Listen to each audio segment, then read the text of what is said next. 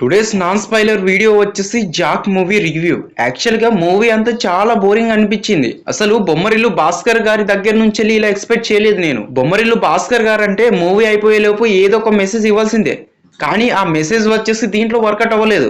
ఈ movie comedy and thrilling మూవీగా వచ్చింది. అటు థ్రిల్ అనిపించలేదు, ఇటు కామెడీ వర్కౌట్ అవ్వలేదు. ఈ మూవీ అంతా చూడడానికి కారణం ఎవరంటే మన సిద్ధు అన్న. ఎందుకంటే తనకుండే కామెడీ టైమింగ్స్ వల్ల సీట్లో కూర్చోగలిగాను అంతే, లేకపోతే లేచిపోయేవాడిని నేను.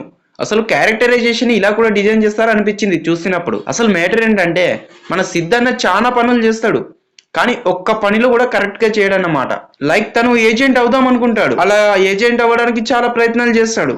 చేసిన వేస్టే, చేయకున్న వేస్టే అన్నట్టు చూపించారు దీంట్లో. చివరికి మన బేబీ విషయానికి వస్తే తనకిచ్చిన క్యారెక్టర్ కి తను బాగా చేసింది, బట్ క్యారెక్టర్ ఎక్కడబ్బా అలా వచ్చి ఇలా వెళ్ళిపోయిందంటే.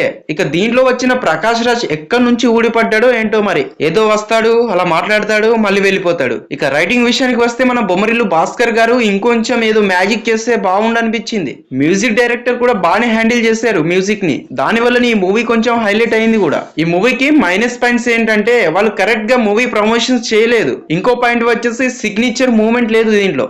అది కొంచెం డిజైన్ చేసి ఉంటే ఆ సిగ్నేచర్ తోటైనా కొంచెం ట్రెండింగ్ టాపిక్ లోకి ఉండేవాళ్ళేమో వీళ్ళు. దాంతోటైనా ఇంకొంచెం అంటే ఒక నలుగురే కానివ్వండి, ఒక 10 కానివ్వండి, ఈ మూవీ చూసేటందుకు కొంచెం ఎదురు చూసేవారు. అది లేదు, ఇది లేదు. మొత్తానికి మన బొమ్మరిల్లు గారు మ్యాజిక్ చేయలేదు కాబట్టి ఈ మూవీ అంతా హైప్ లేదు.